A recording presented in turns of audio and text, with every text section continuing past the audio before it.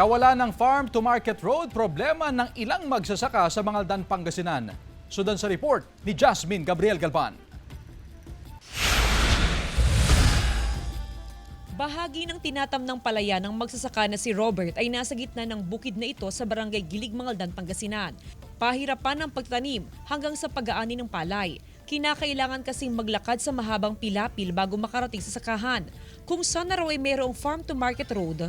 Mahalaga ma'am kasi para pag may mag-aani ka, may madadaanan at saka may pagbibiladan ng palay. Isang construction ng farm-to-market road sa mga proyekto ng Department of Agriculture, LGU at barangay para matulungan ang mga magsasaka. Nakukulangan kami dito ng mga pagpaparao.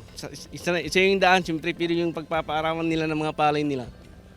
Malaking tulong din. Tapos yung mga manggagaling ng sa Sampabian, Manawag, ganun. Kasi pag matraffic dyan sa munisipyo, dyan sa sa bayan, dito sila dumadaan.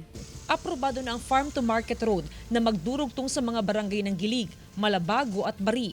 Sinimulan ng pagtambak ng lupa sa lugar. May ilang individual ang nakakausapin ng mga opisyal ng barangay at LGU dahil direktang madadaanan ng proyekto ang kanilang mga sakahan. Hindi lang kami ang dito magbibinipisyo, pati sa ibang lugar kasi.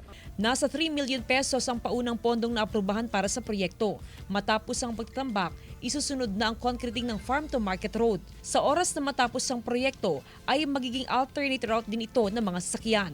Kasama si Henry Duminsil, Jasmine Gabriel Galban, One North Central Luzon.